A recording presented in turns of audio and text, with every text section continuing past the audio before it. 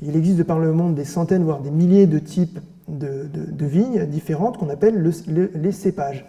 Alors, vous en connaissez sans doute quelques-uns, Merlot, Syrah, Pinot, Chardonnay, Sauvignon, mais c'est à peu près tout normalement. Quand les Européens sont déplacés, ont conquis des territoires, ils apportaient avec eux de la vigne, notamment pour le vin de messe en fait. Si bien qu'aujourd'hui, il y a une dizaine de cépages qu'on retrouve absolument partout dans le monde. Par exemple, on peut retrouver du pinot noir aujourd'hui, donc en Bourgogne bien sûr, mais on en trouve aussi dans le Languedoc, on va en trouver en Oregon, au Chili, en Afrique du Sud, en Australie, en fait on en trouve partout. Le problème, parce qu'il y a quand même un problème, c'est que du coup le vin a tendance à se standardiser, c'est-à-dire qu'on retrouve un peu partout toujours le même goût du vin. Et en France aussi, il y a eu un appauvrissement des cépages. Après la Seconde Guerre mondiale, on a trop souvent mis de côté les cépages traditionnels parce qu'ils étaient jugés pas assez productifs. Parce qu'après la Seconde Guerre mondiale, il fallait produire. Face à cette standardisation du vin, il y a un contre-mouvement, notamment en France, celui des cépages oubliés. Donc des petits vignerons, mais aussi des grosses structures, font tout pour réhabiliter ces cépages, empêcher qu'ils ne disparaissent. Dans le sud-ouest, la coopérative de Plémont a même créé un conservatoire pour recueillir et tester ces cépages autochtones qui étaient en train de disparaître. Et ce conservatoire a même été reconnu comme monument historique. Ils se servent en fait de ces cépages oubliés pour faire en sorte que leurs vignes résistent justement au réchauffement climatique. Donc par exemple, s'ils se rendent compte que le Cabernet Sauvignon ne résiste plus, ils vont le remplacer par un de ces cépages. La mondialisation a aussi permis de sauver des vignobles de l'anéantissement complet. À partir de 1850, un petit insecte baptisé le phylloxéra a débarqué des États-Unis sur le sol français. Et cette jolie bête, en fait, s'attaque aux racines de la vigne. Donc très rapidement, la vigne dépérit et meurt. Le problème, c'est qu'en 1870, on n'avait absolument aucun remède contre le phylloxéra. Et aussi bizarre que ça paraisse, je ne me l'explique pas moi-même, on n'en a toujours pas.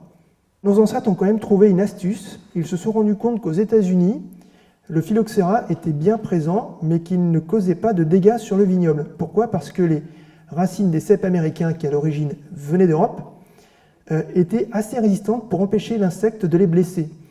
Donc ils ont eu l'idée de greffer des vignes françaises sur des porte-greffes, donc des bulbes américains. Donc en fait, la mondialisation a apporté le fléau du phylloxéra, mais en a aussi été la solution. Une autre anecdote sur un cépage, le cépage Carménère. À la fin du 19e siècle, il n'existait plus en France. En 1994, un ampélographe, donc un spécialiste des cépages, qui s'appelle Jean-Michel Boursicot, on a retrouvé au Chili. C'était des colons qui étaient allés au Chili, qui l'avaient apporté pour faire le vin de messe, et qui pensaient que c'était du merlot. En fait, le Carménère est devenu le cépage national du Chili. Un des grands problèmes de la mondialisation, en tout cas, c'est ce que je pense, c'est qu'elle entraîne une standardisation du goût et une perte d'identité des vins. Car les gros producteurs français et étrangers, qui sont attirés par l'international, veulent produire des vins qui vont plaire à tout le monde, qui vont plaire au plus grand nombre, donc des vins consensuels. Cette uniformisation des vins a connu une phase particulièrement critique dans les années 1980, 1990 et 2000. Surtout à Bordeaux, où les producteurs se sont mis tout d'un coup à craindre les notes sur 100 que pouvait leur donner le critique basé à Baltimore, Robert Parker. Ces propriétés bordelaises se sont donc payées des services d'œnologues afin qu'ils élaborent des vins qui plairaient à Robert Parker afin d'avoir de bonnes notes. Alors le plus influent de ces œnologues était et est toujours Michel Rolland.